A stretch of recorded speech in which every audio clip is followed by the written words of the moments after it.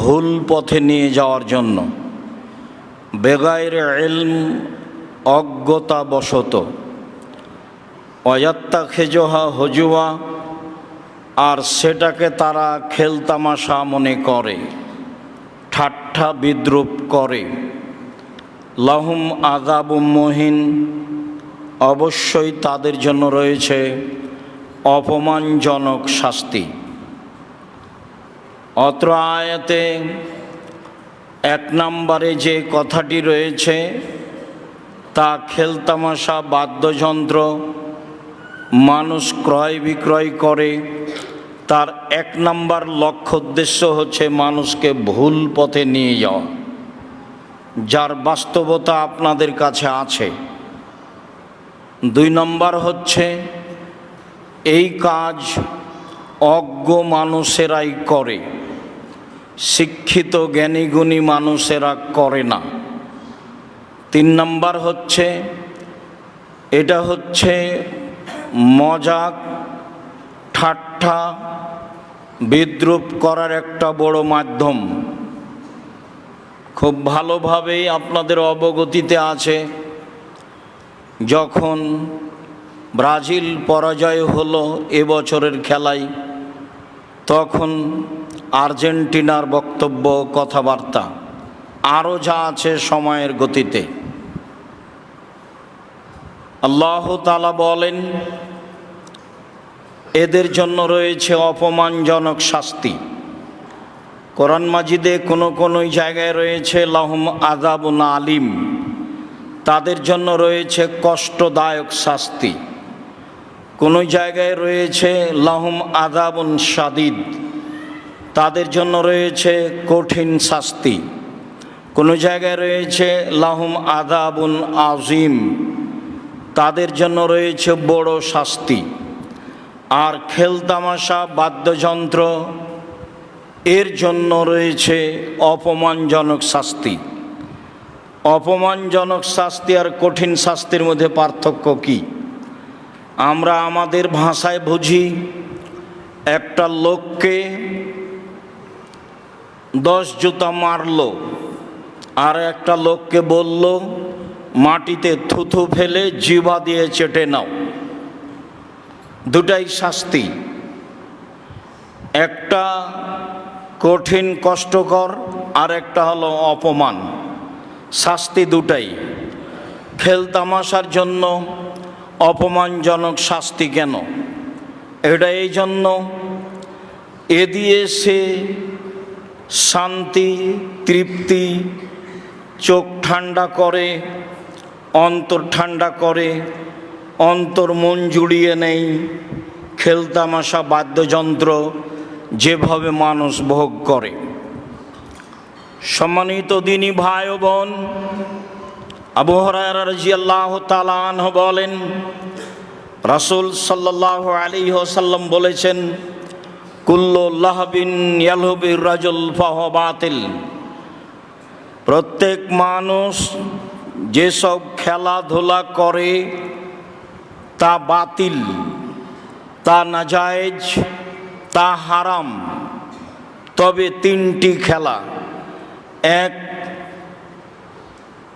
রামিয়াহু বে কৌসেহি ও রামিয়াহু, তার তীর নিয়ে খেলা। ইসলামী প্রশিক্ষণ, শত্রুর বিরুদ্ধে দাঁড়ানোর জন্য সেকালে সবচেয়ে বড় মাধ্যম ছিল তীর প্রশিক্ষণ। রাসূল সাল্লাল্লাহু আলাইহি সাল্লামের মসজিদে নববীতে সাহাবীগণ মসজিদের মধ্যেই তীর চালাতেন, তীর প্রশিক্ষণ নিতেন। আয়েশা রাদিয়াল্লাহু তাআলা আনহা বলেন, আমি রাসূল সাল্লাল্লাহু আলাইহি সাল্লামের পিছনে দাঁড়িয়ে যোদ্ধাদের মসজিদে তীর খেলা দেখতাম। আমি দাঁড়িয়ে দাঁড়িয়ে দেখতে থাকতাম, আর তিনি দাঁড়িয়েই থাকতেন। আপনারাই বলেন, একজন কম বয়সের মেয়ে খেলা দেখতে কত আগ্রহী হতে পারে। লম্বা সময় ধরে আমি পিছনে দাঁড়িয়ে থেকেছি, কোনো সময় আল্লাহর নবী বিরক্ত হননি, আমাকে বলেননি আর কতক্ষণ দেখবা, আমাকে বলেননি হয়েছে, দেখা হয়েছে, আরও দেখবা, কতক্ষণ দেখবা। যতক্ষণ পর্যন্ত আমি দাঁড়িয়ে থেকেছি তিনিও দাঁড়িয়ে থেকেছেন, তিনি কোনো মন্তব্য করেননি। অত্র হাদিসে স্ত্রীর প্রতি ভালোবাসা, বিরূপ মনোভাব পোষণ না করা বা বিরক্তিবোধ না করা, প্রকাশ না করা স্পষ্ট প্রমাণ হয় বুখারী মুসলিমের হাদিস।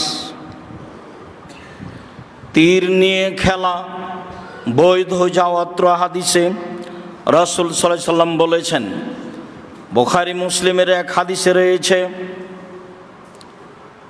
তীর নিয়ে খেলাই হচ্ছে শক্তি, তীর নিয়ে খেলাই হচ্ছে শক্তি, তীর নিয়ে খেলাই হচ্ছে শক্তি।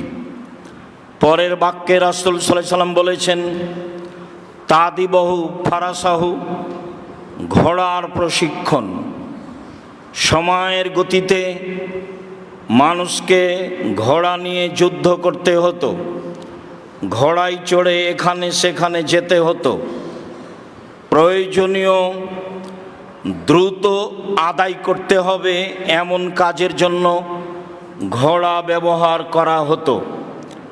ঘোড়ার প্রশিক্ষণ তিনি বৈধ বলে ঘোষণা দিয়েছেন। 3 মুলাবাতাহু বিইমরাতিহি, স্ত্রীর সাথে খেলা। স্ত্রীর উপরে বিরক্ত হয়ে কটু মন্তব্য করা ঠিক নয়, গালি দেওয়া ঠিক নয়, কষ্ট দেওয়া জায়েজ নয়। সময়ের গতিতে তার সাথে খেলতামাশায় অংশগ্রহণ করে তাকে আনন্দ দেওয়া, জীবনটা সুন্দর করার জন্য, সুখময় করার জন্য, দাম্পত্য জীবনকে ভালো থেকে ভালো সুখ শান্তিতে পরিণত করার জন্য স্ত্রীর মুখে কিছু তুলে দেওয়া, স্ত্রীকে নিয়ে খেলা বৈধ, যা রাসূল সাল্লাল্লাহু আলাইহি সাল্লাম বললেন, নিজেও করেছেন। আয়েশা রাদিয়াল্লাহু তাআলা আনহা বলেন, একদা আমরা রাসূল আর আমি দৌড়ের প্রতিযোগিতা করেছিলাম। আমি জয়ী হয়েছিলাম, তিনি পরাজয় হয়েছিলেন। কিছুদিন পরে যখন আমার শরীর স্বাস্থ্য একটু ভালো হয়ে গেল, আবারও দৌড়ের প্রতিযোগিতা একদিন হলো, তাতে আমি পরাজয় হলাম, তিনি জয়ী হলেন। তিনি বললেন, আয়েশা, এই যে এইটা হলো সেইটা, তুমি একবার জয়ী হয়েছিলে, আমি পরাজয় হয়েছিলাম, এবার তুমি পরাজয় হয়েছ, আমি জয়ী হয়েছি। হাদিস সহিহ আবু দাউদ। সম্মানিত দিনী ভাই বোন, যারা দেশ বিদেশে অবস্থান করেন, খেলতামাশা নিয়ে ব্যস্ত থাকেন, তাদের জন্য জরুরি কথা। রাসূল সাল্লাল্লাহু আলাইহি সাল্লাম বলেন, কুল্লু লাহবিন ইয়ালহুবির রাজুল ফাহুয়া বাতিল। পৃথিবীতে যত খেলা আছে সবই নাজায়েজ, হারাম, বাতিল। আব্দুল্লাহ ইবনে দিনার বলেন, কুনতু মা আব্দুল্লাহ ইবনে উমর, আমি আব্দুল্লাহ ইবনে দিনার একদা আব্দুল্লাহ ইবনে উমরের সাথে ছিলাম। মাররা বিইমরাতিন তুগান্নি, তিনি একজন মহিলার পাশ দিয়ে যাচ্ছিলেন, যে মহিলা গান বলছিল। আব্দুল্লাহ ইবনে উমর বললেন, ইন্নাশ শাইতানা লাউ তারাকা আহাদান লা তারাকা হাজিহি, শয়তান কেউ যদি অন্যায় করছে বলে তাকে ছেড়ে দিত, অন্যায় তো করছেই, আমি আর তার সাথে কি থাকব। এই বলে যদি শয়তান কাউকে ছাড়ত, তাহলে এই মহিলাকে ছেড়ে দিত। কেন? এই মহিলাই নাজায়েজ হারাম কাজে মত্ত ব্যস্ত লিপ্ত। আবু হুরায়রা রাদিয়াল্লাহু তাআলা আনহু বলেন, রাসূল সাল্লাল্লাহু আলাইহি ওয়াসাল্লাম বলেছেন, আল আশারাতু শাররুন, নিশ্চয় খেল তামাশা, গান বাজনা, বাদ্যযন্ত্র খারাপ, জঘন্য, অনিষ্ট, হারাম। মালিক ইবনে আনাস রাদিয়াল্লাহু তাআলা আনহু বলেন, আনাস ইবনে মালিক রাদিয়াল্লাহু তাআলা আনহু বলেন, রাসূল সাল্লাল্লাহু আলাইহি সাল্লাম বলেছেন, লাস্তু মিন দাদিন, আমি খেল তামাশার অন্তর্ভুক্ত নই। অলাদ্দাদু মিন্নি বিশাইইন, খেলাধুলার সাথে আমি কোনো সম্পর্ক রাখি না। খেলাধুলার সাথে আমি নই, খেলাধুলার সাথে আমি কোনো সম্পর্ক রাখি না। এ কথা মুহাম্মদ সাল্লাল্লাহু আলাইহি সাল্লাম বলেন, যা আনাস ইবনে মালিক রাদিয়াল্লাহু তাআলা আনহু বিবরণ দেন। উমামা বাহিলি রাদিয়াল্লাহু তাআলা আনহু বলেন, রাসূল সাল্লাল্লাহু আলাইহি ওয়াসাল্লাম বলেছেন, লা তাবিউল কায়নাত, পৃথিবীর মানুষ পুরুষ নারী তোমরা কখনো খেল তামাশা বাদ্যযন্ত্রের মাধ্যম বিক্রয় করো না। ওয়ালা তাশতারুহুন্না, তোমরা কখনো তা ক্রয় করো না। ওয়ালা তুআল্লিমুহুন্না, তোমরা মেয়েদেরকে গান বাজনা খেল তামাশা শিখিয়ে দিও না। সামানুহুন্না হারাম, মনে রেখো তার মাধ্যমে উপার্জিত সম্পদ হারাম। অত্র সহিহ হাদিসে স্পষ্ট প্রমাণ হয় যে গান বাজনা খেল তামাশা বাদ্যযন্ত্র এর মাধ্যম যা রয়েছে সব ক্রয় করা হারাম, সব বিক্রয় করা হারাম, এদের শিখিয়ে দেওয়া হারাম। যদিও এদেশের স্কুলের হেডমাস্টারের হেডমাস্টারই চলে না খেল তামাশা বাদ্যযন্ত্র ছাড়া, এদেশের শিক্ষা প্রতিষ্ঠানের ছাত্রদের চলে না, শিক্ষকদের চলে না খেল তামাশা বাদ্যযন্ত্র গান বাজনা ছাড়া। রাসূল সাল্লাল্লাহু আলাইহি ওয়াসাল্লাম এর হারাম ঘোষণা আজ থেকে 1450 বছর পূর্বেই দিয়েছেন। আজও সে হাদিস মানুষ সমাজে বিরাজ করছে। দুঃখজনক হলেও সত্য যে এক শ্রেণীর মানুষ, এক শ্রেণীর আলেম ওলামা এর সাথে থাকায় একে তীব্রভাবে নিন্দা করা হয় না বা হারাম ঘোষণা করা হয় না। আবু মালিক আশআরী রাদিয়াল্লাহু তাআলা আনহু বলেন, রাসূল সাল্লাল্লাহু আলাইহি ওয়াসাল্লাম বলেছেন, একুনু মিন বাদি আকওয়াম ইস্তাহিল্লুনাল হিরা ওয়াল হারিরা ওয়াল খামরা ওয়াল মাযিফ। পৃথিবীর মানুষ শুনে রেখো, অচিরেই এক শ্রেণীর মানুষ দেখা যাবে, অচিরেই এক শ্রেণীর মানুষ প্রকাশ পাবে যারা জেনাকে হালাল মনে করবে, যারা রেশমি কাপড়কে হালাল মনে করবে, যারা গান বাজনা বাদ্যযন্ত্রকে হালাল মনে করবে।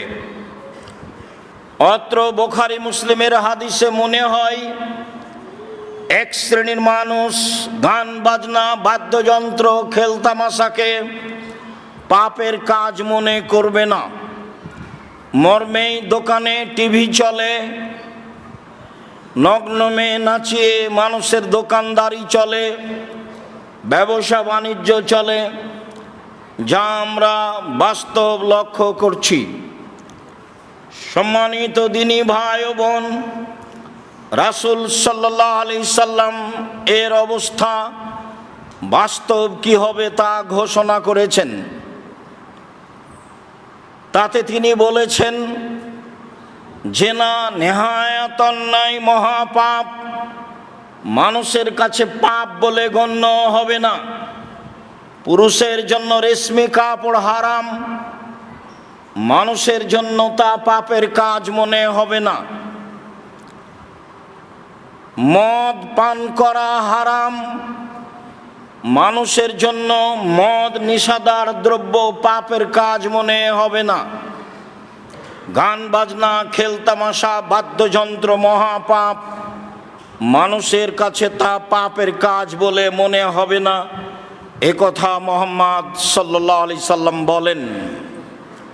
আবু মুসা আশআরী রাদিয়াল্লাহু তাআলা আনহু বলেন, রাসূল সাল্লাল্লাহু আলাইহি ওয়াসাল্লাম বলেছেন,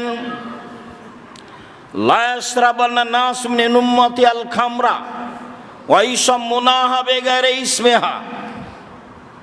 আমার উম্মত নেশাদার দ্রব্য পান করবে এবং তার নাম দিবে অন্য, অন্য নামে নেশাদার দ্রব্য পান করবে। যা লম্বা সময় থেকে আমি বলে আসছি। আমি এদেশের পেপসি, আরসি, ঠান্ডা, কোকাকোলা এসব হারাম ঘোষণা করেছি। আমি কখনো তা পান করি না, প্রাণপণে চেষ্টা চালাই। এক শ্রেণীর আলেম নির্দ্বিধায় তা বৈধ বলেন। আমি তাকে বলেছি, রাসূল সাল্লাল্লাহু আলাইহি সাল্লাম বলেছেন আমার উম্মত মদ খাবে, নাম দিবে অন্য। আপনি সেটা বলেন না কোনটা? মদ অথচ নাম হচ্ছে মদ নয়। আপনি যদি বলেন ইয়াবা মদ, তো সবাই বলে মদ। আপনি যদি বলেন হিরোইন মদ, তো সবাই বলে মদ।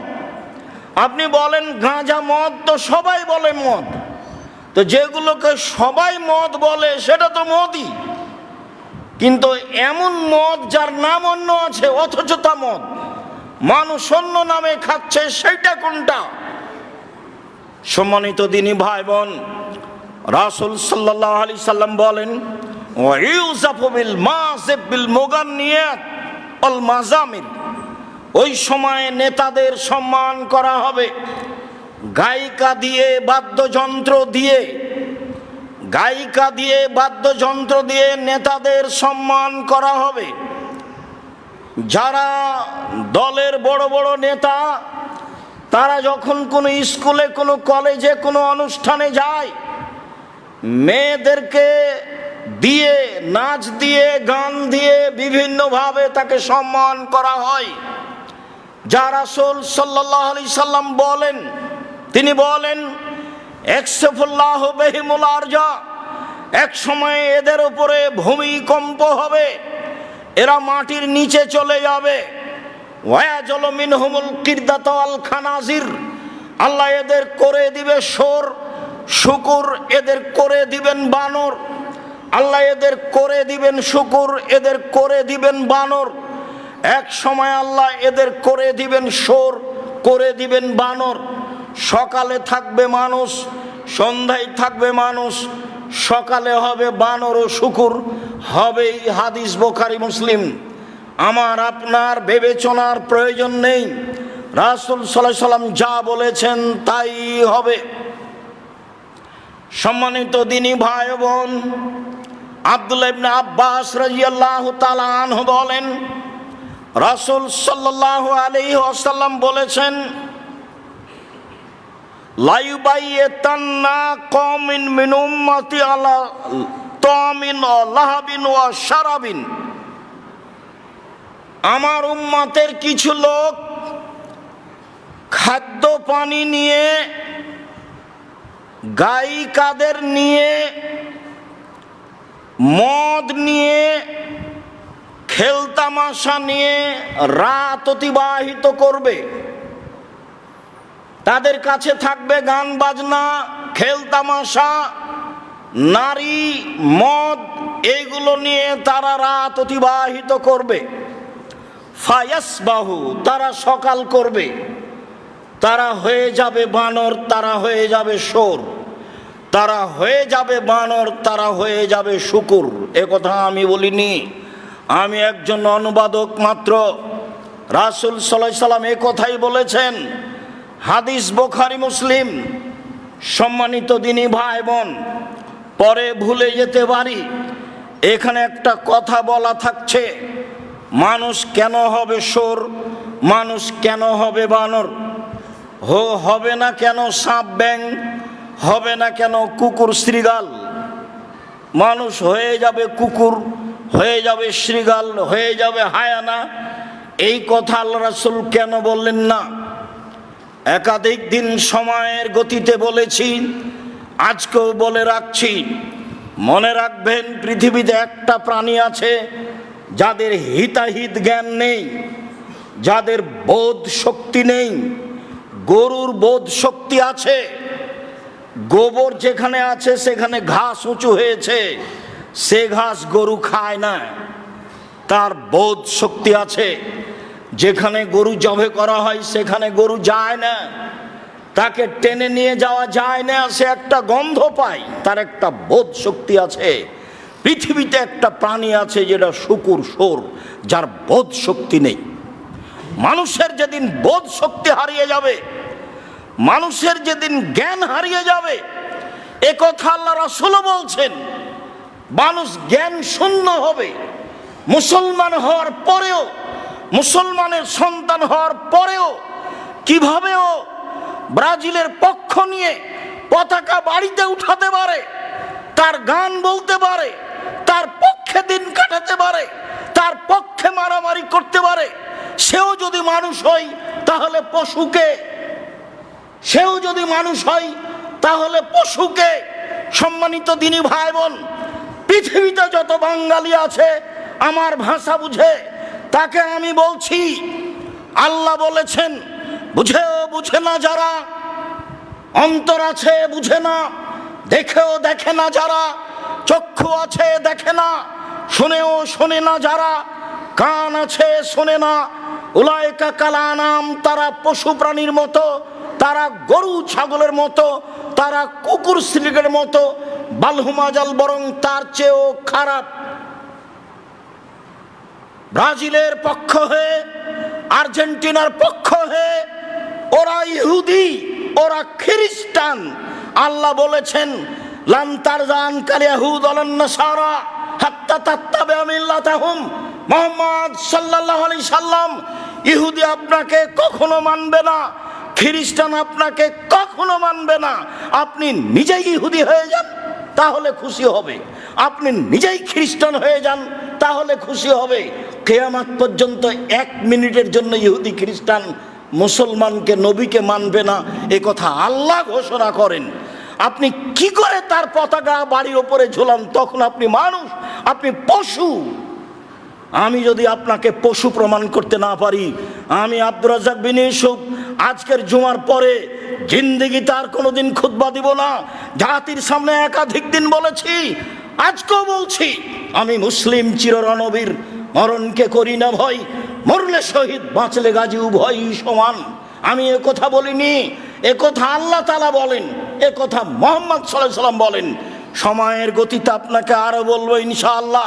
বলছিলাম, সম্মানিত দিনী ভাই ও বোন, আনাস রাদিয়াল্লাহু তাআলা আনহু বলেন, রাসূল সাল্লাল্লাহু আলাইহি সাল্লাম বলেছেন, ইয়াকুনু মিন উম্মতি কওমুন, আমার উম্মতে একুনো ফি মিন বাদি ফি হাযিহিল উম্মাহ খাসফুন ও মাসখুন ও কাসফুন, অচিরেই আমার উম্মতের উপরে বিপদ নেমে আসবে, অচিরেই আমার উম্মতের উপরে ভূমিকম্প হবে, অচিরেই আমার উম্মতের আকার আকৃতি পরিবর্তন হয়ে যাবে, শুকুর হয়ে যাবে, বানর হয়ে যাবে, অচিরে হয়ে যাবে।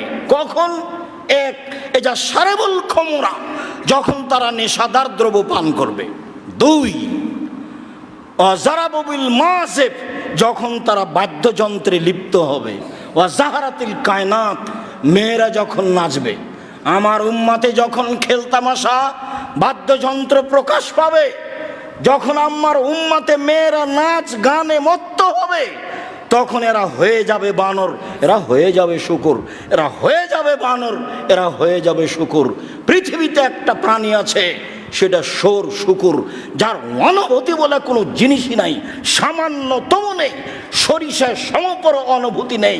সেই প্রাণী হলো শূকর, সেই প্রাণী হলো শোর।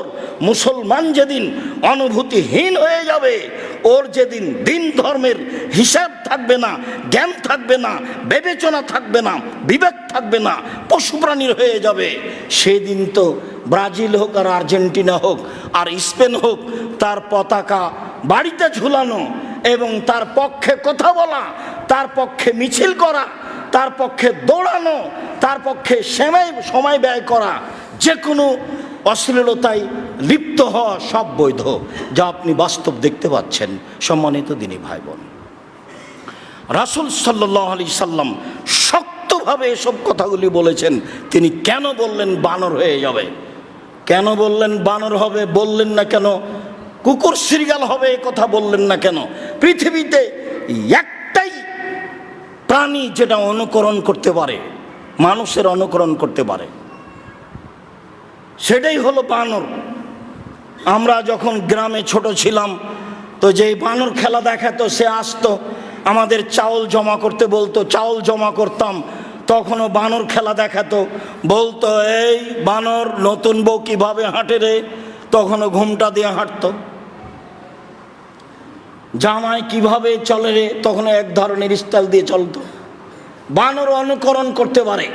যেদিন মুসলমান হওয়ার পরেও তার কৃষ্টি কালচার, তার নিয়ম নীতি, তার কাজকর্ম, তার পথ পদ্ধতি সবকে ভুলে যে তাদের অনুসরণ করবে, তখন এরা হয়ে যাবে বানর, এরা হয়ে যাবে শূকর। রাসূল সাল্লাল্লাহু আলাইহি সাল্লাম বললেন, জাহেলিয়াতের যুগের যা নিয়ম কানুন কৃষ্টি কালচার ছিল, সব আমি পায়ের নিচে রেখে দিলাম। তাদের কৃষ্টি কালচার যেটা, সেটা জাহেলিয়াত। এ কথা আল্লাহ বলেন, এ কথা নবী বলেন। অতএব বিবেচনা করি, শ্বাস বন্ধ হওয়ার পূর্বে বিবেচনার দাম আছে, শ্বাস বন্ধ হওয়ার পরে বিবেচনার দাম নেই। আল্লাহ তুমি বোঝার তৌফিক দান করো। আল্লাহুম্মা আমিন। আল্লাহুম্মা সাল্লি আলা।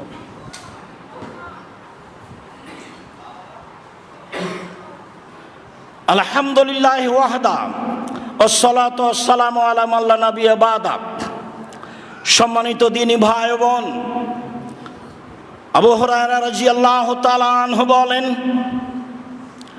রাসূল সাল্লাল্লাহু আলাইহি ওয়াসাল্লাম বলেছেন, মান লাইবা বিনারদেশির ফাকাদ আদখালা ইয়াদাহু ফি দামি খিনজির আও সাবাগা ইয়াদাহু ফি লাহামি খিনজির ওয়া দামে খিনজির। কেউ যদি চৌসার, ছক্কা, লুডু, দাবা, পাঞ্জা, পাশা, ক্যারাম বোর্ড, তাস, গেমস, ফ্রি ফায়ার, পাবজি, এসব খেলায় অংশগ্রহণ করে, এই ধরনের যত পৃথিবীতে খেলা আছে যেগুলো বসে বসে চলে, এই ধরনের যত খেলা আছে যেগুলো বসে বসে চলে, সেটাতে টাকার হার জিত থাক আর না থাক, যেগুলো এমনিতেই সময় কাটে, এইসব খেলায় অংশগ্রহণ করলে আল্লাহ রাসূল বলছেন, সে তার হাতকে শরীর রক্তের মধ্যে ডুবিয়ে দিল। নেন ভাষা, এ ভাষা তো আমি বলিনি, হাদিস তো মুসলিম। আমার আপনার তো বিবেচনার 5 পয়সা দাম নাই। যেটা আল্লাহ রাসূল বলেছেন সেটাই আমি বিবেচনা করে নতুন কি বলতে পারি। নারদেশির যে কোনো খেলা পৃথিবীর যেটা বসে বসে চলে, চৌসার হোক, দাবা হোক, লুডু হোক, পাঞ্জা, যত খেলা আছে এ ধরনের, যেগুলো আমি একাধিক দিন বলেছি, সব খেলা যেগুলো নতুন তৈরি হচ্ছে, সব খেলা হারাম। এসব খেলায় যদি মানুষ অংশগ্রহণ করে, তাহলে সে বড় ধরনের অন্যায় করলো, সে একজন মহাপাপী। প্রমাণ, আবু মুসা আশআরী রাদিয়াল্লাহু তাআলা আনহু বলেন, রাসূল সাল্লাল্লাহু আলাইহি সাল্লাম বলেছেন, মান লাইবা বিনারদেশির ফাকাদ আসাবাল কাসেম, কেউ যদি চৌসার, ছক্কা, লুডু, দাবা, পাঞ্জা, ক্যারাম বোর্ড, তাস, পাসা, গেমস, ফ্রি ফায়ার, পাবজি, এ ধরনের যত খেলা জন্ম নিয়েছে নিবে, এসব খেলায় অংশগ্রহণ করে, তাহলে সে আল্লাহ এবং তার রাসূলের নাফরমানি করলো। আজকের হারাম ঘোষণা নয়, 1450 বছর থেকে এগুলো হারাম ঘোষণা হয় আজ, যেগুলো আপনার সামনে চলে। যত খেলা রয়েছে বসে বসে চলে, সময় নষ্ট হয়, বেপরোয়া থাকে। আর যখন এটা চলে যায় এতে জুয়াতে, তখন তার কোনো প্রশ্নই আসে না।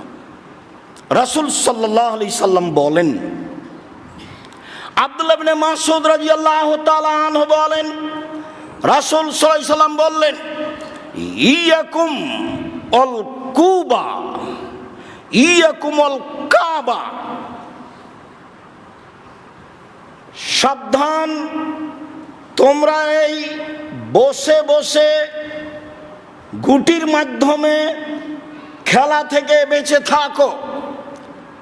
ইউজারানে জাজরান, নিশ্চয় একে কঠিনভাবে নিষেধ করা হচ্ছে।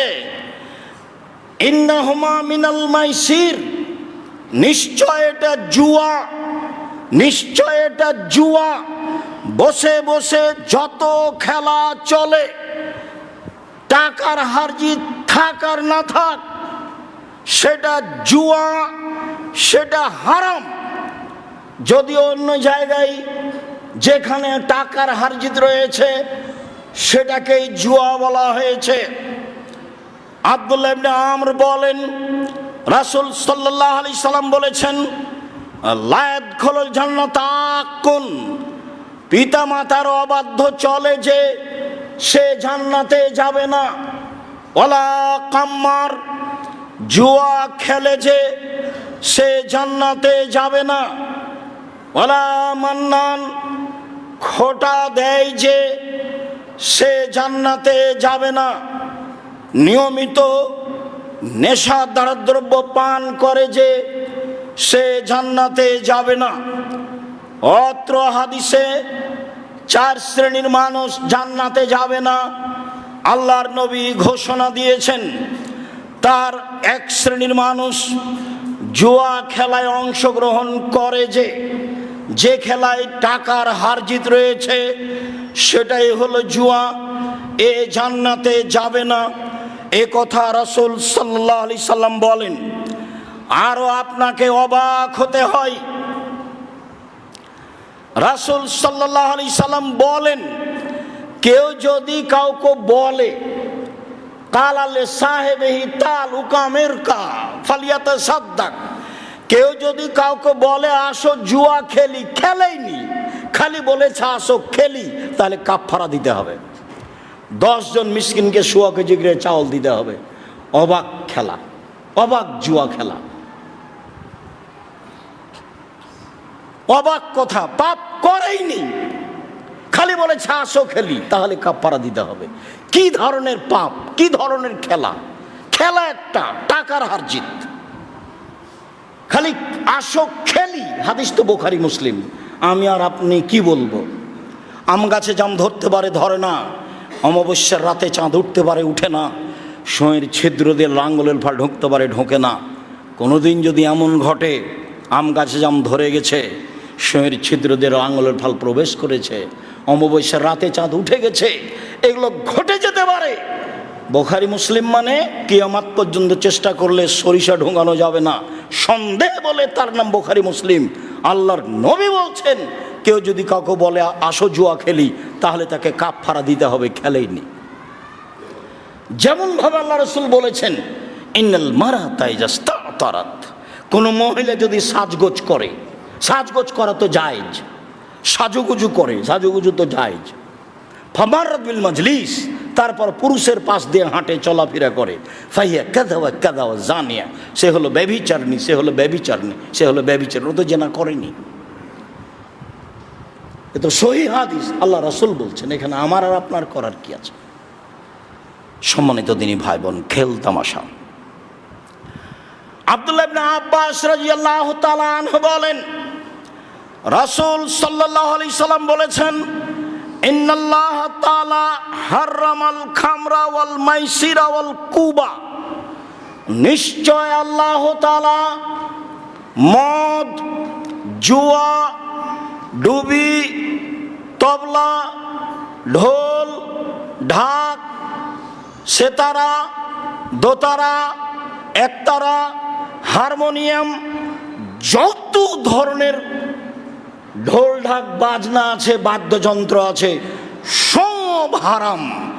যে ভাষায় আল্লাহর নবী মদ হারাম বলেছেন, সেই ভাষাতেই ডুবি, তবলা, ঢোল ঢাক, হারমোনিয়াম হারাম ঘোষণা করেছেন। যে ভাষায় তিনি জুয়া হারাম বলেছেন, সে ভাষাতেই তিনি ঢোল ঢাক, ডুবি, তবলা, হারমোনিয়াম, সেতারা, দোতারা, একতারা যা আছে পৃথিবীতে, যার নাম বাদ্যযন্ত্র, সবকে একসাথে ঘোষণা করেছেন হারাম। এ কথা আল্লাহ বলেছেন হাদিসে কুদসি, যা রাসূল সাল্লাল্লাহু আলাইহি সাল্লাম বলেছেন। একাধিক হাদিসে আমরা অবগত হচ্ছি। সম্মানিত দিনী ভাই বোন, আমরা খুব ভালোভাবেই জানি যে এই খেলার বর্তমান বিশ্বকাপের কি অবস্থা। 2022 সালে ফুটবল বিশ্বকাপ কাতারে অনুষ্ঠিত হয়েছিল। খরচ পরিমাণ ছিল প্রায় 22 লক্ষ কোটি টাকা, প্রায় 22 লক্ষ কোটি টাকা। আর আপনার বর্তমানে এই খেলায় হয়েছে প্রায় 1,70,000 কোটি টাকা। প্রস্তুতিতে ছিল, খেলার আয়োজনও ছিল যুক্তরাষ্ট্র, কানাডা আর মেক্সিকো। এই 3 দেশ মিলে এই খেলার আয়োজন করেছে, যাতে খরচ আছে প্রায় 1,70,000 কোটি টাকা। আর কাতার একাই আয়োজন করেছিল, তখন খরচ ছিল প্রায় 22 লক্ষ কোটি টাকা। অবাক, মুসলিমের অধঃপতন আসবেই, কারো বাবার টাকা। বাদশাহ শাহজাহান স্ত্রীর কবর তৈরি করেছে, যার নাম আগ্রার তাজমহল। আপনারা সবাই জানেন প্রায় 20,000 মানুষ 22 বছর কাজ করেছে, প্রায় 20,000 মানুষ 22 বছর কাজ করেছে। কথায় লেখা আছে আল্লাহ আলাম। তা জিনিসটা আজও মানুষের সামনে পড়ে আছে। স্ত্রীর কবর বানাতে হবে, টাকা নিজের তৈরি, নিজে উপার্জন করেছে, আর করে যদি তবুও হারাম। রাসূল সাল্লাল্লাহু আলাইহি সাল্লাম 3টা কাজকে কঠিনভাবে হারাম করেছেন, তাতে তিনি অসন্তুষ্ট ঘোষণা করেছেন। তিনি নিজে অসন্তুষ্ট হন এবং আল্লাহ অসন্তুষ্ট হন। 1, কিলা ও কালা, অপ্রয়োজনীয় কথা বলা, খুচরা কথা বলা। কিলা ও কালা, অপ্রয়োজনীয় কথা বলা। 2, কাসরাতুস সুয়াল, অযথা জিজ্ঞাসা করা। 3, ইজাআতুল মাল, পয়সা নষ্ট করা। নেন এবার হাদিস তো বুখারী মুসলিম। আমার আপনার বিবেচনা কি? পয়সা নষ্ট কিভাবে হয়? ফকির পাওয়া যায় না দেশে, অসহায় মানুষ পাওয়া যায় না দেশে। যখন আমি তোমাকে বলেছি যে তোমার শ্বশুর খুশি হয়ে চাপে পড়ে তোমাকে মোটরসাইকেল দিয়েছে, আর তুমি বলছো খুশি হয়ে দিয়েছে, তো তোমার শ্বশুর ফকিরকে মোটরসাইকেলটা দেয় না কেন? দিলেই তো হয়, দেখি। তো তুমি তো এই গতিবিধির বিপরীত করবা। কই আব্দুল্লাহর শ্বশুর তো একটু আমাকে বলে না যে একটা কিছু দিই, আব্দুর রহমানের শ্বশুর তো আমাকে বলে না যে একটু কিছু দিই, আব্দুর রহিমের শ্বশুর তো আমাকে একদিনও বলে না যে অন্তত তার ঘড়ি দিই, এরকম বলে না, বলারই সাহস রাখে না। ওরা যদি খুব ভালো না হয়, আপনার ছেলের মতো না হয়, কাছাকাছি তো আছে। সম্মানিত দিনী ভাই বোন, এবার এই খেলাতে তো অর্থের খরচ এইটা, এর সাথে যোগ দেন সারা পৃথিবী মিলে যত কাপড় কিনে পতাকা করেছে, এর সাথে যোগ দেন যত টিভি ব্যবহার হয়েছে, এর সাথে যোগ দেন বড় বড় স্ক্রিন লাগিয়ে, বিশাল বিশাল স্ক্রিন লাগিয়ে দিন রাত পুরুষ নারী খেলছে। আরো দুঃখজনক হলেও সত্য, আপনার ঢাকা বিশ্ববিদ্যালয়ের কেন আপনি সুনাম করেন আমার জানা নাই। এই খেলা তো সারা পৃথিবী দেখছে। এরকম স্কিন লন্ডন, আমেরিকা, হার্ভার্ডে হয়েছে, অক্সফোর্ডে হয়েছে, ক্যামব্রিজে হয়েছে। দেখেন, আপনি যে পশু, আপনি যে গরু ছাগল, আপনি যে হায়ানার মতো জীবনে আর একজনের বিরুদ্ধে থাকেন, সব সময় পশু প্রাণীর মতো দিন কাটান, হারাম খাদ্য নিয়ে চলেন, অপ্রয়োজনীয় কথা নিয়ে চলেন, তার প্রমাণ কে বলেছে? এটা আপনার বড় প্রতিষ্ঠান, আপনি বলেছেন, আমি কোনোদিন বলিনি। ওখানে তো আমি মারামারি দেখি, ওখানে তো আমি দলাদলি দেখি, ওখানে তো বড় স্কিনে নারী পুরুষ একসাথে লেগে আছে। ওটা দেখেন দেখি। ওরা মানুষ নয়, ওরাই তো খেলাচ্ছে। বাজি লাগিয়েছেন আপনি, কত টাকা বাজি রেখেছেন আপনি ভালো জানেন। ব্রাজিল যখন, আপনার আর্জেন্টিনা যখন হেরে গেল, কতজন বাংলাদেশের মানুষ জীবন দিয়েছে আপনি জানেন। আমি তো এই পাতা পড়ি না, ওই পাতা আমি দেখি না। ওই পাতা সুযোগ পেলে আমি ওতে দিয়ে টয়লেট পেপার হিসেবে ব্যবহার করি, যে কথা এখানে লেখা আছে, টিস্যু পেপার হিসেবে ব্যবহার করি। আমি ওকে অত ঘৃণা করি। আমি বলেছি, বিশ্বকাপের খেলাধুলার গল্প যেখানে চলে সেখানে বসে থাকাও হারাম। এই বিশ্বকাপের খেলাধুলার গল্প যেখানে চলে সেখানে বসে থাকাও হারাম। বিশ্বকাপের খেলাধুলার গল্প যেখানে চলে সেখানে বসে থাকাও হারাম। আমি যদি প্রমাণ করতে না পারি, আমি জাতির সামনে বক্তব্য দেব না। আল্লাহ বলছেন, তাওয়ানা আলা তাকওয়াল আতাওয়ানা আলাল বিররি ওয়াত তাকওয়া ওয়ালা তাওয়ানা আলাল ইসমি ওয়াল উদওয়ান। তোমরা পাপ কাজের সহযোগিতা করিও না, নেকির কাজে সহযোগিতা করো। তা আপনি যে এভাবে বিশাল পতাকা ঝোলালেন, এটা নেকির কাজ না পাপের কাজ? আপনি পাপের কাজের সহযোগিতা করবেন কেন? কে বলেছে আপনি মানুষ? আপনি তো একজন পশু, পশুর মতো দিন কাটান। কে বলেছে আপনার ছেলে শিক্ষিত? আর নারীর নগ্নতা, নারীর জেনা, নারীর বেহাই, সেটা কত আপনাকে আর বলার বাকি রাখে না। আপনি দিনরাত দেখেন, আপনার ছেলে দেখে, আপনি ভালো বুঝেন। সব মিলে কত খরচ আছে, কত বাজি আছে, এইটা আপনি বিবেচনা করেন এটা কিভাবে বৈধ হতে পারে। এত বড় হারাম কাজ, নেহায়াত নেক্কারজনক, জঘন্য, বর্বর, অসভ্য কাজ কি করে ইসলামীকে বৈধ করতে পারে? সম্মানিত দিনী ভাই বোন, মন কথাই ফিরে যায়। কেন এমন? মানুষ কেন অজ্ঞান হলো? মানুষ কেন বিবেকহীন হলো? চলেন মূল কথাই ফিরে যাই। আবু সাঈদ খুদরি রাদিয়াল্লাহু তাআলা আনহু বলেন, রাসূল সাল্লাল্লাহু আলাইহি সাল্লাম বলেছেন, লা তাত্তাবিউন্না সুনানা মান ক্বাবলাকুম শিবরান বে শিবরিন জিরান বে জিরাইন। অবশ্যই অবশ্যই তোমরা ইহুদি খ্রিস্টানের অনুকরণ করবে। ডান হাতের বিঘত যেমন বাম হাতের সমান সমান সমান, তোমরা তাদের অনুসরণ করবে সমান সমান। ডান হাতের বাহু যেমন বাম হাতের সমান সমান সমান, তোমরা তাদের অনুসরণ তেমন সমান সমান করবে।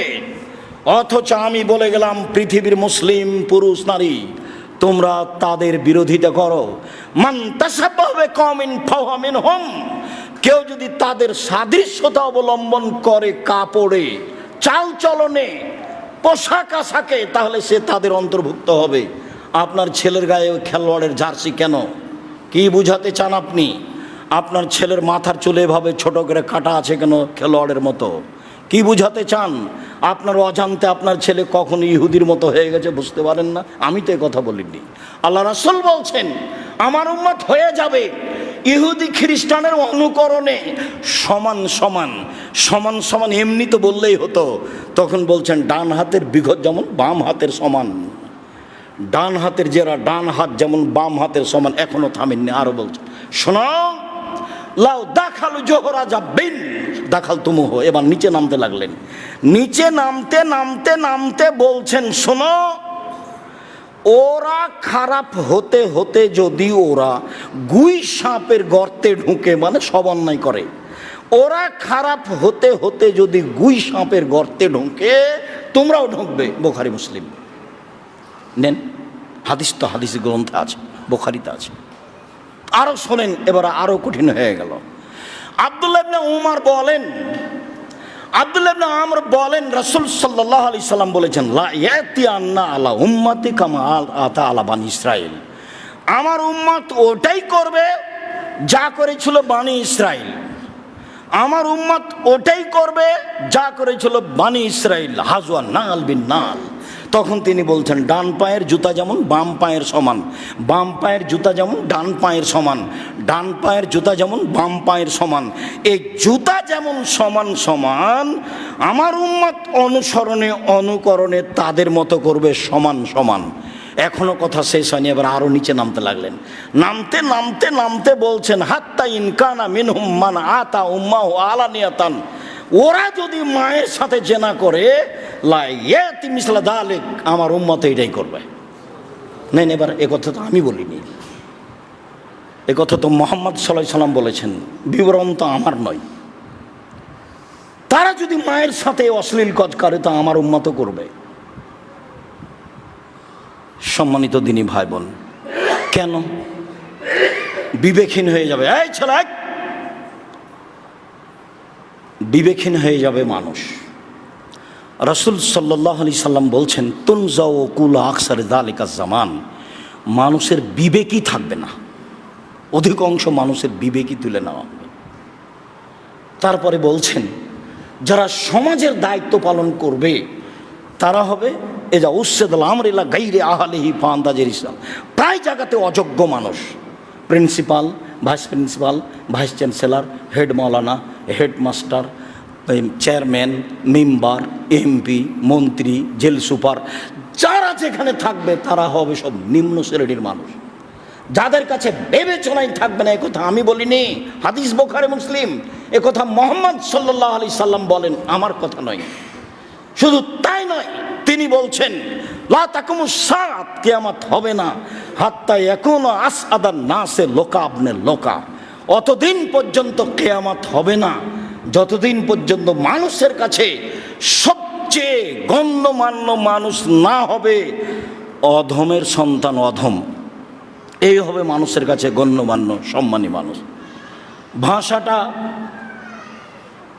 মরণ একদিন আসবে, এই বই লেখা আছে, ইতরের সন্তান ইতর যতদিন সম্মানী না হচ্ছে মানুষ সমাজে। রাজশাহী, চাঁপাই, আশেপাশের জেলা, এসব জেলাতে যতদিন পর্যন্ত ওই ভাষার মানুষ দায়িত্ব না পালন করছে ততদিন কিয়ামত হচ্ছে না। যারা হচ্ছে ছোট লোকের বাচ্চা, ছোট লোক, রংপুর, দিনাজপুর, লালমনিরহাট, নীলফামারী, কুড়িগ্রাম, পঞ্চগড়, ঠাকুরগাঁ, গাইবান্ধা, বগুড়া, এসব ডিস্ট্রিক্টের ভাষায় বেন্যার বাচ্চা বেন্যা যতদিন পর্যন্ত সমাজের দায়িত্ব পালন না করছে ততদিন পর্যন্ত এটা ঘটবে না। মুন্সিগঞ্জ, মানিকগঞ্জ, নরসিংদী, নারায়ণগঞ্জ, গাজীপুর, ঢাকা, এসব ভাষায়, আমি ভাষাটা আর বলতে পারলাম না মানুষের সামনে, অমুকের পোলা, অমুকের পোলা অমুক, যতদিন পর্যন্ত সমাজের নেতৃত্ব না দিচ্ছে, অমুকের পোলা অমুক, যতদিন পর্যন্ত সমাজের নেতৃত্ব না দিচ্ছে ততদিন পর্যন্ত কিয়ামত হচ্ছে না, এরাই নেতৃত্ব দিবে। কি মনে করেন আপনি রাসূল সাল্লাল্লাহু আলাইহি ওয়াসাল্লাম কোনো স্বাভাবিক কথা বলেছেন? আর এত ব্যয়বহুল খরচ, এত বিশাল আয়োজনে, এত অন্যায় অবিচারের মাধ্যমে, এত মারামারির মাধ্যমে, এত বেহায়ের মাধ্যমে, এত জেনা চুরির মাধ্যমে, এত আতিশবাজির মাধ্যমে, এত বাজির মাধ্যমে এ বিশাল খেলা সরকার ছাড়া অন্য করাই কেউ? সম্মানিত দিনী ভাই বোন, মানুষের যেদিন বিবেক থাকবে না সেদিন মানুষ এরকমই করবে, এ কথা রাসূল সাল্লাল্লাহু আলাইহি ওয়াসাল্লাম বলেছেন। বলছিলাম, খেলতামাশা, বাদ্যযন্ত্র সব হারাম, খেলাধুলা, গান বাজনা, খেলতামাশা, বাদ্যযন্ত্র সবই হারাম। হ্যাঁ, তবে যখন এই খেলা শরীর চর্চার জন্য হবে, এখানে কোনো হার জিত থাকবে না, শরীর চর্চার জন্য হবে, তখন এটা জায়েজ হতে পারে। ছেলেরা আপোষে খেলাধুলা করছে, তাদের মাঠে ফুটবল খেলাচ্ছে, ক্রিকেট খেলাচ্ছে, এগুলো জায়েজ। ফুটবল হোক, ভলিবল হোক, র্যাকেট হোক, ক্রিকেট হোক, ব্যাডমিন্টন হোক, যখন শরীর চর্চার জন্য আছে তখন এটা জায়েজ হতে পারে। যখনই এটাতে কোনো হারজিত থাকবে তখন সেটা হারাম হবে, সেটা নাজায়েজ হবে। বিষয়টি আমি আপনাদেরকে আন্তরিকভাবে অনুধাবন করার জন্য, বোঝার জন্য বলছি। সম্মানিত দিনী ভাই বোন যারা দেশ বিদেশে আছেন, সকলকে আমি এই বিষয়টি ভালোভাবে পুনরায় বারবার দেখার জন্য অনুরোধ জানাচ্ছি। যারা অংশগ্রহণ করছে তাদেরকে অনুৎসাহিত করার জন্য অনুরোধ জানাচ্ছি। যেহেতু এটি একটা অন্যায় কাজে আপনি তাকে অনুৎসাহিত করবেন, তাকে এই কাজ থেকে বিরত রাখবেন, এটা হবে আপনার মুসলিম হিসাবে জরুরি জিম্মেদারি। যদিও আজকে ছাত্রদের থাকা ভালো ছিল, আমি তো তাদের সামনে বক্তব্য দেওয়ার সুযোগ করতে পারি না। আজকে সুযোগ করলাম তো ছেলেরা নাই, মানে ছুটি হয়ে গেছে, বুধবার দিন সব ছেলে চলে গেছে। তারপরে আপনারা যে বিভিন্ন এলাকা থেকে অনেক মানুষ এসেছেন, জাযাকুমুল্লাহ খায়ের, তা আগে আসলেন না কেন, এত দেরি করে কেন? এটা তো জামিয়া সালাফিয়া, খুতবা যে 1.5-2 ঘন্টা হবে তা তো নয়। আপনার ভালোবাসাকে আমি স্বাগত জানাই, আপনি আসবেন আগে, যাতে করে আমাদের প্রস্তুতি আপনাকে বুঝাতে পারি যে আমি কি বলতে চাচ্ছি। জুমার খুতবা যদি আপনি মনে করেন বাপদাদার কাল থেকে জুমার খুতবা দেখেছি, জুমার দিন যেতে হয় তাই এসেছি, তাহলে এটা ভুল হবে। জুমার খুতবাতে আল্লাহ রসুল কোরআন মাজিদ পড়তেন আর উপদেশ দিতেন, এটুকু আপনি করেন। সাথে সাথে আপনাকে আমি বলছি, আপনি আমার দিনী ভাই, আপনি আমার দিনী বোন, সব সময় আপনাকে আমি অনুরোধ জানাই, আমি একটা জিনিস আন্তরিকভাবে অনুরোধ জানাই, আমার দাবি রক্ষা করবেন। সেটা হলো একটু জামিয়া সালাফের জন্য দোয়া করবেন। শুধু এইটুকু কথা, আল্লাহ তুমি জামিয়া সালাফেকে কবুল করো। আমি মানুষ হিসাবে বলতে থাকি, আপনাকে বলার জন্য আমি আন্তরিকভাবে জানাই। যদি ওপরে কবুল হয় তাহলে কাজ সহজ, আর যদি ওপরে কবুল না হয় তাহলে কাজ কঠিন। এই জন্য আপনাকে আমি দোয়া করার জন্য আন্তরিকভাবে অনুরোধ জানাই। যাওয়ার সময়তে জামিয়া সালাফের পক্ষ থেকে যেসব বই পুস্তক পত্রিকা সব নিয়ে যাবেন, খালি যাবেন না। এই কথার জোরালো দাবি রেখে বলছি, আল্লাহ আমাদের যারা মারা গেছে তুমি তাদের কবরের শাস্তি মাফ করো। যারা এই জামিয়া সালাফের সাথে আন্তরিকভাবে সহযোগিতায় জড়িত, তুমি তাদের যারা মারা গেছে তাদের কবরের শাস্তি মাফ করো, তাদের কবরকে প্রশস্ত করো, তাদের কবরকে আলোকিত করো। তুমি তাদের ব্যবসা বাণিজ্যের নিরাপত্তা দাও, তুমি তাদের ব্যবসা বাণিজ্যে বরকত দাও।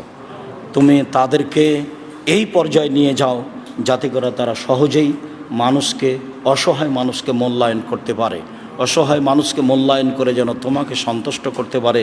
এই তৌফিক, এই সুযোগ তুমি তাদের করে দাও। যারা অসুস্থ বাড়িতে হাসপাতালে আছে তুমি তাদের সেবা দান করো, তুমি তাদের আরোগ্য দাও। আমরা যারা বেঁচে আছি